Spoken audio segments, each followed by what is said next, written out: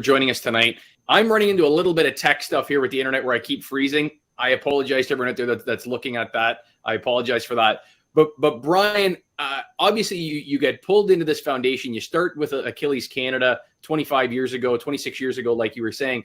But not only the athlete side of this is that you've created a support network for individuals helping the athletes to be able to mobilize themselves and get out there and do that. If you can speak a little on that, if you don't mind as well.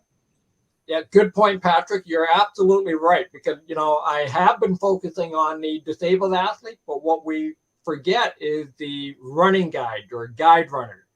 And I'll give you an idea. So now I'm able to run back outside. I no longer run on a treadmill anymore because personally, I don't like running on a treadmill. It's just too boring, and I'd rather be outside in the fresh air and see what I can see.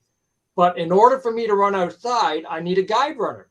And I use a tethered rope between myself and my guide runner. So it's up to my guide runner to be my eyes and ears and to let me know where we're going and take it from there. Like that's how I get around. So funny story, that's how I met my wife. My wife was a guide runner. Called me one day and said, "Hey, Brian, I want to help out disabled athlete." And I just happened to tell her, "Well, you know what? I've got a race coming up and I don't have a guide runner. How would you like to guide me?" She said, "Yes." And we did a 5K race together. And honestly, the gun went off at the start of the race. And within the first 200 yards, she took me out on a pylon. Okay, and I stumbled, tripped on the pylon, fell on the ground, first, got up, and she was so embarrassed.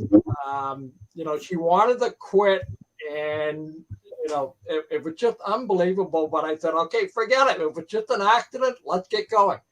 And so we continued on the race, and we finished it, and I know she felt real bad, but believe it or not, I had a crush on her. It was great. I pursued her, and within a couple of years we got married, and it was just fantastic. So I just really takes tying the knot to a whole new level, doesn't it, Brian? That's awesome.